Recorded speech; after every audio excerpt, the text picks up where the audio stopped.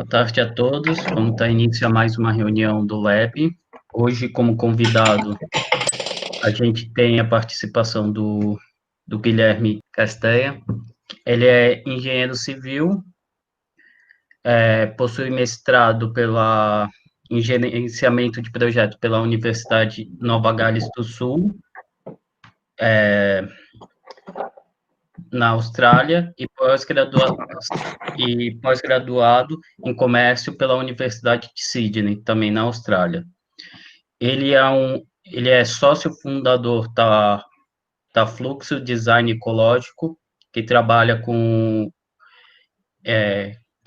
uma visão de sistema na permacultura e elaboração de projetos de sistemas inovadores e no manejo integrado de águas. Seja muito bem-vindo, Guilherme. Queria, primeiramente, também agradecer a Beatriz, pela indicação,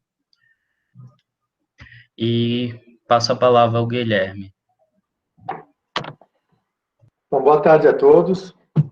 Obrigado mais uma vez aí pelo convite, para a gente estar junto conversando um pouco sobre, mais do que o meu trabalho, assim, a minha abordagem de trabalho, minha relação com a água, assim, a maneira como eu, enquanto engenheiro, acredito que é o caminho para a gente se relacionar com a água, isso tanto no meio rural quanto na área urbana, em especial, que é o maior desafio que a gente tem de fato, e a maior parte do trabalho da Fluxus, que é o escritório que eu fundei e coordeno hoje, está situado realmente com foco nas áreas urbanas, né?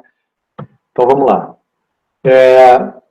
Bom, eu imagino que a maioria de vocês vivam em área urbana e, sendo aqui da região de São Paulo, se não moravam aqui na época, no auge da nossa crise de abastecimento entre 2013 e 2015, certamente ouviram falar um pouco nos noticiários, isso se não sentiram na própria pele, nas próprias torneiras, né?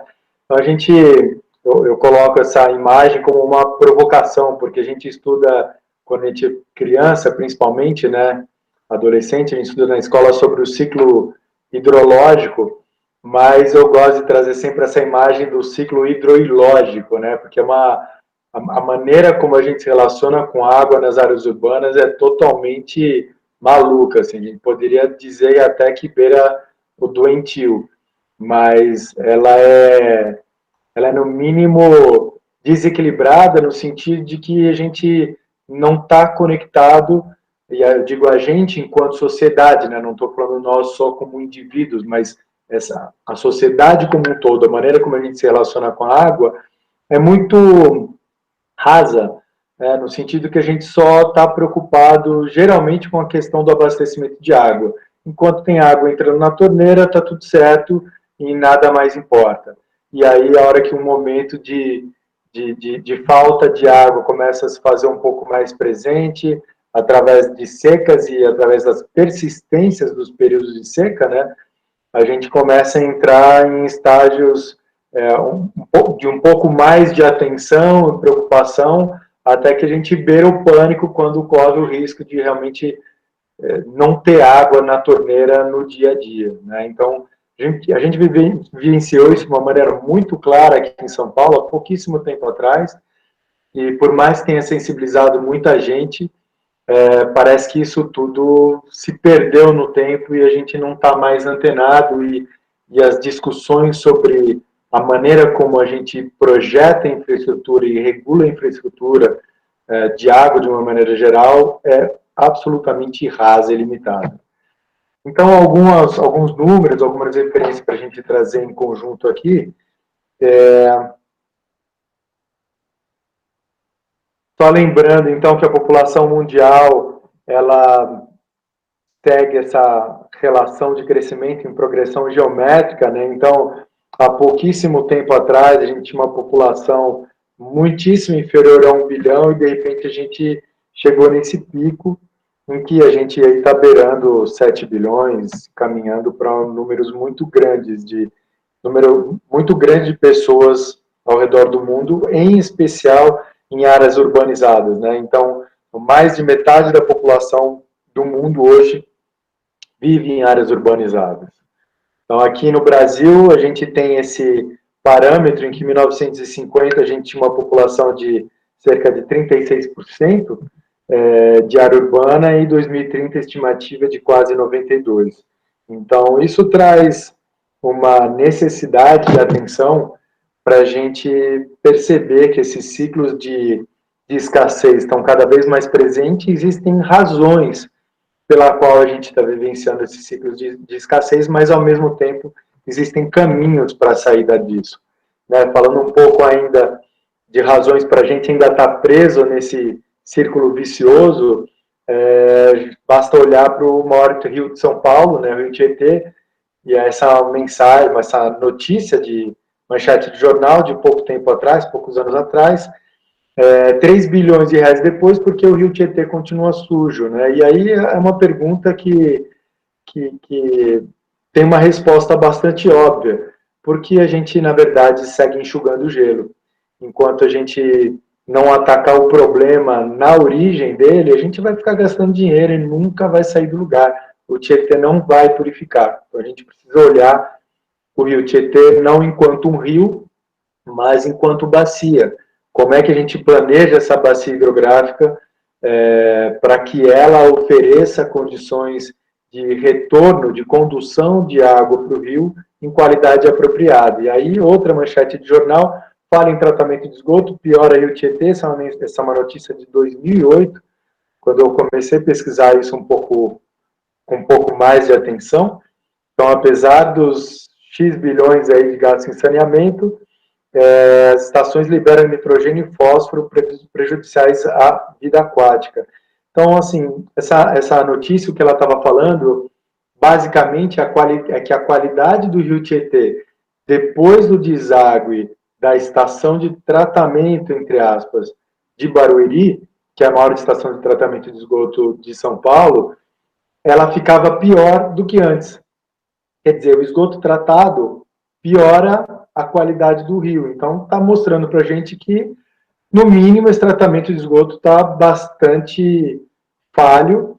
E nessa imagem do lado esquerdo, uma imagem do Volume Vivo, uma websérie, está disponível no YouTube, esse é o episódio 2, chamado Água de Dentro, e ele está mostrando, então, a relação que desse total de esgoto que é retornado para o Rio Tietê, 45 metros cúbicos por segundo são despejados brutos e 18 metros cúbicos por segundo, e são dados de 3, 4 anos atrás, 18 metros cúbicos por segundo são tratados. Então, na prática, a gente já percebe de cara que a maior parte não passa por tratamento nenhum, e o que passa por tratamento ainda é bastante, fica muito aquém do que precisaria de fato acontecer. E aí, assim, fechando essa leitura da paisagem urbana, basicamente o que a gente vê aqui é que tem uma série de cidades ao longo do percurso dos córregos, dos corpos d'água, né? A gente pode olhar aqui o Tietê, por exemplo. Então, tem uma, duas, tem X cidades no meio do percurso, cada uma delas recebe a água do rio e devolve uma água em qualidade péssima, né? Aí capta a cidade seguinte, a cidade ajusante, né? Capta a água de novo do rio com uma certa qualidade, já inferior à primeira cidade, passa por algum tipo de tratamento, mas vocês podem imaginar que a capacidade de tratamento é bastante limitada também, devolve esses efluentes para os rios e a gente fica nesse ciclo infinito de deságue de esgoto, então, com presença de nutrientes, de hormônios, fármacos, patógenos, enfim, de uma série de poluentes, alguns dos quais, ou muitos dos quais, sequer são regulados aí dentro da nossa legislação. Então, isso aqui é um dado interessante para a gente pensar. E outra coisa, né, a gente vê que a gente está desaguando nutrientes nos rios e a gente produz fertilizante de base fóssil. Então, existe um limite para a quantidade de fertilizantes que a gente consegue produzir na forma como elas são produzidas hoje.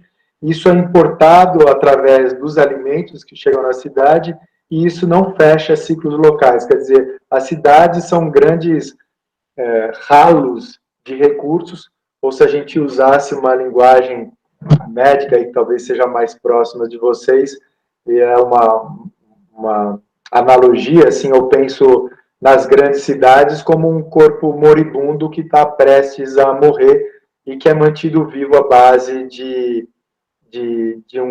uma unidade de terapia, de tratamento intensivo. Quer dizer, toda a água vem de fora, toda a energia vem de fora, todo o alimento vem de fora, e ele é incapaz de processar os recursos internos, né? O metabolismo está completamente comprometido, e ele vive, então, vive à mercê desses equipamentos e desses recursos que vêm de fontes externas. A gente pode olhar, então, as grandes cidades quase como vampiros das cidades do entorno. Assim, eu sei que eu estou trazendo algumas palavras fortes, mas na prática é exatamente isso que a gente está vivendo, mas acaba passando despercebido no nosso dia a dia. Né? Então, por um lado, a gente pode olhar grandes cidades como espaços atraentes, interessantes, talvez como um coelho, né? Como esse visual agradável, mas assim, tudo tem muitas formas de se enxergar a mesma coisa e eventualmente a gente tem gente que acaba pagando o pato por essa situação, por essa falta de planejamento, por essa incapacidade, na verdade, de alteração e de redesenho das cidades para que a gente alcance um novo equilíbrio. Né? Então, quem vive nas áreas centrais sente pouco desse efeito, mas principalmente quem está nas periferias sente muito de perto o impacto dessa lógica de planejamento, dessa inexistência de planejamento que a gente vive nas cidades. E aí, bom, a gente migra para outro extremo, né? Essa é uma imagem de um templo. Não sei se alguns de vocês tiveram a oportunidade já de visitar esse lugar, mas esse é um templo que fica na Indonésia, Puratir Temple, e ele é um templo que recebe aí os peregrinos para fazer suas devoções. A gente vê me fugiu a palavra, mas essas oferendas tá, em cima dessas descidas de água. Então, é curioso, assim, como muitos povos, principalmente aquelas culturas ancestrais em especial, desenvolveram uma capacidade de olhar para a água com uma reverência. Né? Então, essa é uma provocação no sentido como é que a gente planeja a nossa infraestrutura e como é que a gente lida isso até no viés de saúde pública, já que a gente pode falar um pouco nesse sentido também. Como é que a gente planeja, então, buscando reverenciar a água, sabendo que, ao mesmo tempo, quando a gente está reverenciando água, reverenciando algo maior do que nós, e que é fonte de toda a vida, de todas as formas de vida no planeta, como é que a gente pode fazer com que isso também atenda a todas as nossas necessidades? Reverenciando, preservando, cuidando e estimulando o desenvolvimento de espaços que abriguem todas as formas de vida e não só a forma de vida humana. Então, a gente pode olhar um pouco para os ambientes naturais, e aí uma imagem da Mata Atlântica, aqui, isso é uma cachoeira no entorno de São Paulo, uma quedinha d'água, né, no entorno de São Paulo. Então a gente vê um entorno bastante verde, musgo sobre pedra, um fluxo de água contínuo, né, através desse véu de água que corre sobre as pedras. Então, um ambiente muito úmido, cheio de vida, e certamente não só de vida vegetal, como a gente está vendo, mas também de vida animal em todo o entorno desse espaço. E aí, migrando um pouco já para os nossos rios aí, então a gente vê do lado direito em cima e do lado esquerdo embaixo, a gente vê desagües de esgoto num corpo d'água, num rio qualquer aqui em São Paulo. Essa imagem do lado esquerdo, na verdade, no Tietê, e essa em cima do lado direito num córregozinho no entorno aqui de São Paulo. Então a gente vê que tem do lado direito, nessa imagem aqui do lado direito, né, a gente vê um fluxo de água que está com uma condição aparentemente cristalina, e essa, vindo da esquerda para a direita, onde essas duas se reúnem, já com esse aspecto mais acinzentado, nitidamente tem um comprometimento dessa água, e aqui quando as duas se reúnem, fica claramente visível aí como a qualidade da água passa a ficar comprometida. Então, é uma questão que a gente reflete muito quando a gente discute tratamento de esgoto, principalmente em áreas urbanas, é que a percepção da implantação desses sistemas de tratamento de esgoto, das estações de tratamento de esgoto, ela sempre vem abarcando essa lógica do custo, né? Como se fosse, como se ela onerasse o erário público. Quer dizer, quanto custa essa estação de tratamento de esgoto? Ah, vai custar X milhões, né? Mas qual é o benefício do tratamento? Então, acho que a gente está muito preso realmente nessa lógica do custo. E aí, para ajudar a gente a entender o benefício que o tratamento oferece, não só em termos de saúde pública, mas se a gente começar a olhar, então, na essência do esgoto, na essência da dinâmica da água do planeta. Então, trago um livro de referência para vocês, para quem de vocês tiver interesse em estudar. Esse Manual de Instruções para a Nave Espacial Terra é um livro que é um livro clássico para todos que estudam design ecológico, escrito por um cientista, matemático, arquiteto, uma figura genial chamado Buckminster Fuller, um americano que faleceu já no século passado. E esse nome, esse título que ele deu para o livro, eu acho que foi extremamente feliz, né? Que é essa compreensão de que esse planeta é uma nave espacial, né? Ele está migrando aí, ele está se deslocando na nossa galáxia, circundado aí por outros planetas e ao redor do Sol, mas estamos todos em movimento, né? Não é que o Sol está parado e nós estamos girando ao redor do Sol, está todo mundo girando junto, indo numa direção ao redor do Sol e o Sol se deslocando numa velocidade bastante incrível. Mas, mais do que tudo, assim, existe uma inteligência nesse planeta que desenvolveu essa forma de vida aqui. Seja lá qual for que cada um de nós pode acreditar, o importante é a gente saber que existe essa inteligência que não só ela pode purificar os corpos d'água, se a gente olha o Rio Tietê, então, apesar de todo esse despejo de esgoto que acontece em São Paulo, no interior de São Paulo, o rio já é usado para fonte potável. Então, existe uma inteligência que promove a vida nesse planeta.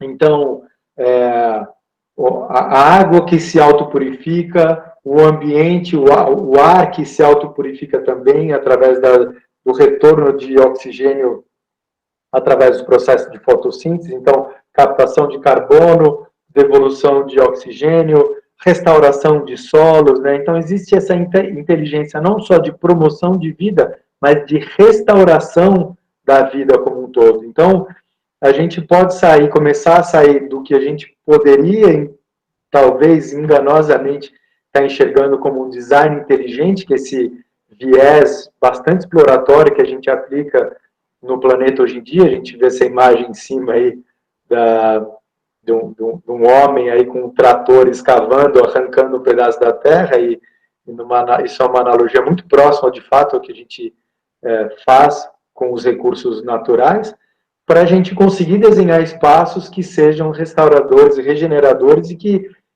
consigam oferecer uma melhoria na qualidade de vida do planeta, não só para nós, mas para todos os nossos descendentes. Então, como é que a gente pode redesenhar a infraestrutura de água nas cidades para a melhoria da qualidade de vida de todos, de agora em diante? Então, a gente falou um pouco sobre o crescimento populacional, mas se a gente entender que, afinal de contas, todo mundo vai no banheiro e nós, seres humanos, não somos uma exceção aos restantes dos animais do planeta, a gente precisa entender que toda essa fonte de matéria orgânica, essa riquíssima fonte de matéria orgânica, então, ela é constituída de uma maior parte em proteína, carboidrato, gordura e água. E que isso, basicamente, é nutriente que poderia ser disponibilizado ou reinserido em ciclos virtuosos para que a gente pudesse estimular, então, restauração do solo, e isso não só para a produção de alimentos, né? Acho que isso aí tem um viés que a gente vai discutir um pouco mais, assim, não é em qualquer situação que a gente vai aplicar isso, mas principalmente para a produção de biomassa vegetal, tá? Então, só para a gente ter isso em mente. Então, quanto maior a população do planeta, na verdade, maior a quantidade de nutrientes que tem disponíveis. Então, tem uma oportunidade bastante grande para a gente tomar proveito desse recurso valioso. E aí, a gente olhando de novo esse manual de instruções para espaçonave Terra, mas olhando especificamente o nosso corpo, né, olhando na essência do que nós produzimos efetivamente, a maior parte dos nutrientes expelidos pelo nosso corpo está concentrado na urina. Tá? A gente produz, cada pessoa produz cerca de 500 litros por ano de urina e 94% dos nutrientes expelidos pelo nosso corpo também está presente na urina. Ao passo que as fezes sólidas correspondem aí ao volume de 50 litros por ano e só 6%. Então, na prática, hoje em dia, a gente acaba misturando tudo, né? No vaso vai xixi, vai cocô junto, você dá descarga, mistura esses dois fluxos que o corpo faz um esforço enorme para separar. Então, através desse design inteligente, entre aspas, a gente coloca uma fonte de nutrientes líquida junto com uma parcela sólida que tem um volume menor anual, mistura isso tudo em água potável que vem a centenas de quilômetros de distância e despeja no rio. Então dá para ficar bem claro, assim como a gente está precisando repensar a maneira como a gente lida não só com água, mas com os nossos recursos, vamos dizer assim, os recursos humanos, né? Tudo que a gente espere. Então, esse é um vaso sanitário que tem uma saída dupla, esse é o escritório da Agência de Cooperação Internacional Alemã, onde eles fazem pesquisa para recuperação de nutrientes, em especial dos nutrientes presentes na urina. Então, vocês veem um buraco um pouquinho maior aí para a saída dos sólidos, né? Esse é um assento com sucção a vácuo, bem parecido com o que tem em aviões. Tá? Então, saindo da Alemanha, do escritório lá em Berlim, para ir lá para Moçambique, a gente tem um pesquisador chamado Peter Morgan, que ele faz parte de uma rede de pesquisa chamada Aliança para o Saneamento Sustentável, que é a SUSAN, é a sigla dessa instituição, onde ele fez uma pesquisa com respeito à aplicação de urina como fertilizante líquido na produção de milho. Então, ele pegou a mesma semente de milho, colocou numa mesma amostra de solo, em diferentes lugares, claro, e fez aplicações diferentes de urina. Então, a gente vê na foto superior esquerda aqui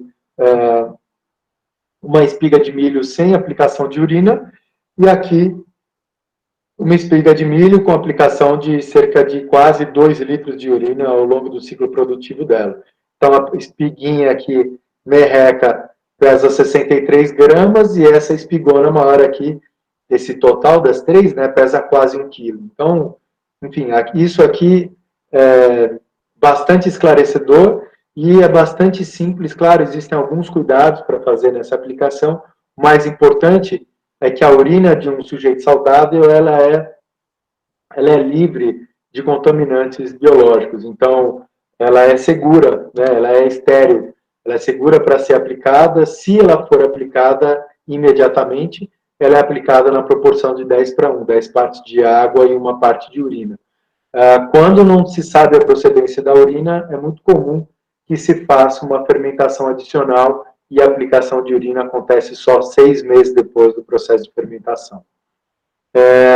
Bom, eu falei um pouco para vocês que o adubo, a maior parte do adubo hoje em dia, ele vem de fontes escassas, né, fontes fósseis. Então, o fosfato em especial, ele vem a partir de rochas, e a partir a maneira como a gente lida com esses fertilizantes faz com que a gente acabe perdendo esses fertilizantes, sejam desaguados e lavados aí pelas chuvas, sejam lixiviados e carreados para os rios, e em última instância também para os mares. Então, e isso acaba causando não só uma grande produção de algas e plantas aquáticas nos rios, mas essencialmente nos mares também,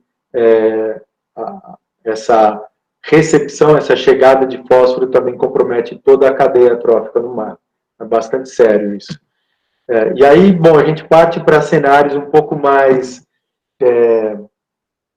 vou dar uma olhada no relógio para saber nosso horário, tá ok. A gente dando uma olhada, então, num viés um pouco mais na origem da questão. Então, isso aqui é um ciclo, uma amostra de um ciclo de um banheiro seco, onde a gente tem, geralmente, né, no ciclo quebrado nas cidades, quer dizer, a gente se alimenta de algo que excreta e vai poluir os rios, versus a gente reintegrando isso, esse ciclo, através do alimento que é compostado e retorna de volta ao solo. Então, esse é um livro, Rio Manure, vocês podem pesquisar, tem PDF gratuito dele na internet. Esse é um desenho, né, de como isso funciona. Basicamente, esse é um banheiro compostável. Esse é um outro modelo de banheiro compostável, já industrializado. A diferença desse que a gente está vendo para esse anterior é que esse aqui é usado geralmente mais na área rural, em que depois do uso é adicionado uma certa quantidade de serragem, que transforma o material, então, essa somatória de sólidos com serragem, um material inerte, que então passa para o processo de compostagem de longo prazo até poder ser retornado de volta ao solo para poder fazer adubação. Tá? Então, esse é um modelo industrial, isso aqui é vendido em lojas do tipo Leroy Merlin da vida, C&C, fora do país, né, nos Estados Unidos, na Europa, Dinamarca, Suécia, Noruega, toda a Escandinávia ali em especial, tem uma cultura mais próxima do uso de banheiros secos industrializados. Então, aí tem marcas para vocês pesquisarem também, muito interessantes. E a gente tem uma perspectiva também de olhar na essência do que está saindo da nossa casa e entender que nem tudo precisa de um tratamento propriamente dito. Então, a água dos chuveiros, por exemplo, pode ser aplicada simplesmente para irrigação de frutíferas. Esse é um recorte de uma cartilha que eu escrevi anos atrás, foi 2009 já, é o Guia de Sustentabilidade em Via de Hospedagem do Banco Santander, se vocês quiserem pesquisar. Depois eu compartilho o link no final, aí vocês podem olhar no site da Fluxus. E aí a gente vê uma situação como essa, uma jabuticabeira recebendo água cinza de uma casa aqui em Tupéva. Isso é uma foto já bastante antiga, também tem mais de 10 anos. A lógica central disso é que na superfície do solo a gente tem uma quantidade de microvida enorme. Então, ela beira os 100 milhões de bactérias benéficas por grama de solo na superfície e pouco mais de 1.000, ao redor de 1.000 a 3 metros de profundidade. Então, essa lógica de trabalhar com o que a gente chama de fossas negras, né, que é a maneira como se trabalha geralmente na área rural, que é um buracão para onde vai todo o esgoto, não tem vida ali praticamente para poder ajudar na transformação desse material que está chegando no solo. E aí, essa microvida que está presente transforma e disponibiliza esses nutrientes para assimilação das árvores e, enfim, de todas as plantas que estão ali ao redor. Então, bananeiras também podem cumprir essas mesmas funções através de um arranjo um pouco diferente, né? Então, nesse desenho, a gente vê uma escavação mais côncava. Tem um outro sistema que eu particularmente acho extraordinário, porque ele provoca um questionamento em todos nós sobre a maneira com a qual a gente lida com o esgoto, e a gente está habituado a falar de tempo de detenção hidráulica nos sistemas de tratamento de esgoto, né? Em que a água permanece um certo número de horas dentro de um sistema de tratamento, geralmente a fossa séptica, o biodigestor, enfim, qualquer sistema clássico, ele armazena água ali dentro. Então, o vermifiltro ele faz uma inversão de valores que eu acho extraordinária. Porque primeiro, ele é um filtro, ele não é um sistema que tem detenção de água aí, ele oferece uma camada suporte para a retenção das fezes, então o material sólido vem através da tubulação e é acolhido na superfície aqui, que é uma superfície de serragem, como vocês veem aqui nessa imagem, então a serragem grossa, tá? As fezes ficam retidas aqui e a água passa batido. Então, mal tem tempo da água ser contaminada pelas fezes. O que contamina a água, na verdade, é o fato dela ficar dentro de um tanque cheio de merda, assim, em português bem claro, né? Cheio de merda por 24 horas. Aqui não. Ela deixa o cocô e tchau, ela passa, vai embora. E aqui quem fica são as minhocas, são minhocas californianas, que digerem material fresco, desde resíduo, resto de comida fresca até fezes mesmo, né, de qualquer animal, nós inclusive. E aí, enfim, a água segue para para uma próxima etapa de tratamento ou para infiltração. Aí tem outros sistemas de tratamento aí já falando já do modelo mais clássico, onde tem detenção de água, a gente pode falar do biodigestor, que ele retém a água, mas ele aproveita o biogás que se forma a partir da fermentação dessa matéria orgânica na água. Então, o biogás é uma composição de diferentes gases, do qual o metano, que é um dos componentes, é combustível, e esse combustível pode ser usado para cocção. Então, aqui uma imagem de um fogão de camping na casa de um pedreiro amigo nosso, que construiu um biodigestor desse na casa dele num projeto. Isso está disponível no site do IPESA. É uma cartilha que a gente produziu, esse desenho está disponível numa cartilha que a gente produziu em conjunto no IPESA, Fluxos e IPESA, né? E através desse projeto teve um pedreiro que acabou transformando virando um amigo nosso, pessoal, e que construiu. Então ele fez um vídeo, esse vídeo a esposa dele mostra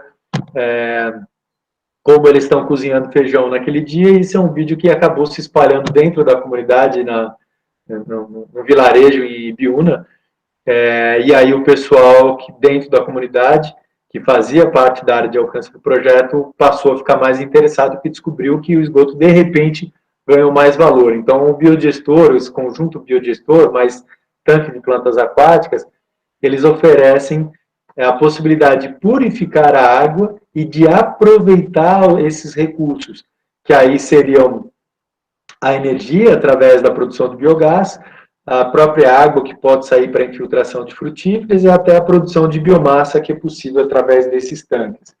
Então, a gente está no nosso tempo, eu só vou fechar esse assunto então do esgoto. Aqui, esse é o trabalho da Associação Biosaneamento, uma ONG que eu ajudei a fundar anos atrás, e que também leva adiante essa proposta de implantar sistemas de saneamento ecológico em áreas de ocupação ilegal. Essas ocupações ilegais, às vezes, enfim, elas acabam se regularizando ao longo do tempo, então, a maior parte da área do entorno ali do sul dos mananciais de São Paulo era assim originalmente, e ainda acaba sendo tratado dessa forma pela Sabesp, porque como são áreas teoricamente de ocupação ilegal, não é possível fazer a captação e tratamento de esgoto, mas a água chega até lá. Então, enfim, existem algumas organizações que estão enxergando isso e trabalhando mais de perto no sentido de conseguir resolver essa questão, porque não vão conseguir relocar a população desses locais.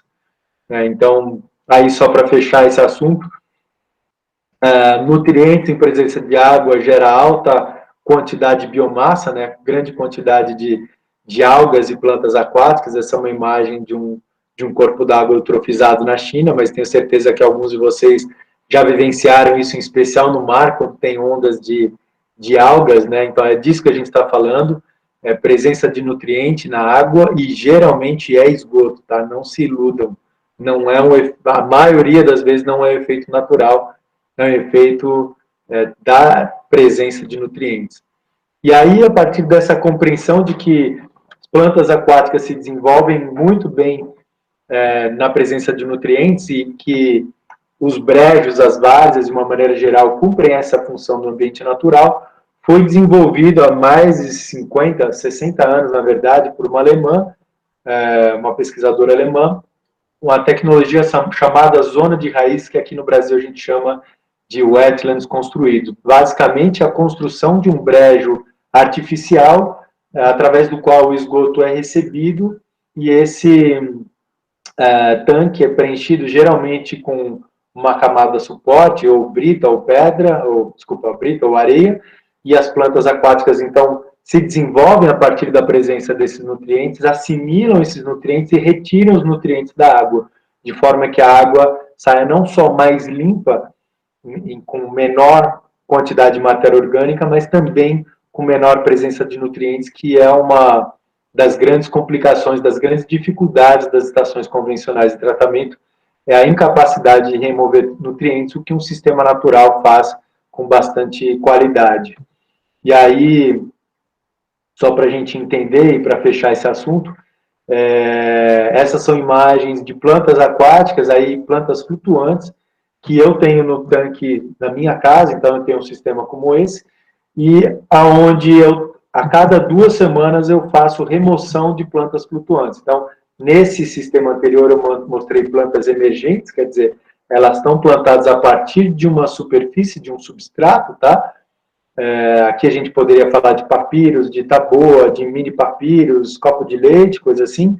E aqui a gente está falando de plantas que estão sobre a superfície. E aí, como elas estão sobre a superfície, o crescimento delas é horizontal, elas têm menor quantidade de fibras e o desenvolvimento delas é muito rápido. Então, é incrível a capacidade de reprodução dessa biomassa. Eu produzo num tanque de 6 metros quadrados em casa, eu produzo 30 quilos de biomassa a cada 2 semanas, que eu uso aí, então, como fonte de produção de adubo para áreas de agrofloresta, enfim, é uma tecnologia de cultivo que se inspira na floresta para fazer cultivos agrícolas, mas aí isso aqui é aplicado não para hortaliças, tá? Então são frutos, basicamente, que a gente está falando. Então aqui, para vocês verem que não é conversa mole minha, tem 29,5 quilos, eu estou pendurado no alto da mangueira aqui, com essa balança, e tem esse peso de toda essa quantidade de plantas aqui. Tá? Então, bom, isso foi o que eu tinha. Isso foi o que é possível apresentar para vocês nesse curto tempo. Eu achei que era mais relevante a gente falar realmente de esgoto do que entrar na parte de água de chuva. Eu deixei uma apresentação mais completa falando de água de chuva também, que vocês podem olhar depois com carinho aí. E que está disponível daqui em diante. Mas o que eu queria realmente apresentar hoje para vocês como foco era o esgoto, porque eu sei que esse é um tema bastante importante e que envolve a todos nós de uma maneira muito especial, assim, que não tem para onde a gente correr, né? E que muitas vezes está ao nosso alcance também tomar algumas medidas mais práticas. Gostaria só de agradecer, Guilherme, por você ter topado o convite. Queria muito, muito trazer esse assunto para dentro do laboratório, já que a gente estuda tantas doenças decorrentes de problema de saneamento. Então, foi ótima a sua presença. Muito obrigada. Obrigado a vocês. Como eu disse, sabendo desse viés de estudo de vocês, eu quis focar um pouco mais na parte do esgoto mesmo, mas quem tiver interesse em pesquisar, até vou deixar um vídeo para vocês pesquisam lá no YouTube, tem um vídeo chamado Reidratando a Paisagem Urbana com Água de Chuva, é uma videoaula que eu fiz anos atrás, tem 35 minutos que ela explica com imagens, com vídeos, de uma maneira que eu até não alcançaria hoje aqui nesse curto tempo também. E aí, para quem quiser pesquisar um pouco mais sobre o esgoto, também no YouTube tem um outro vídeo chamado Esgoto como Fonte de Recursos, que é outra videoaula, tem 45 minutos, que eu exploro dentro dessa mesma viés que eu falei aqui para vocês, mas com um pouquinho mais de profundidade, com imagens e vídeos também, acho que pode ser mais ilustrativo para os curiosos aí. Muito obrigado, Guilherme, pela sua participação. Pessoal, encerro agora a reunião do Lab. Muito obrigado a todos. Obrigada, Guilherme, por ter aceito o nosso convite. Foi excelente a palestra. Valeu, Germana. Obrigado a todos vocês aí. Uma boa tarde, bons estudos aí.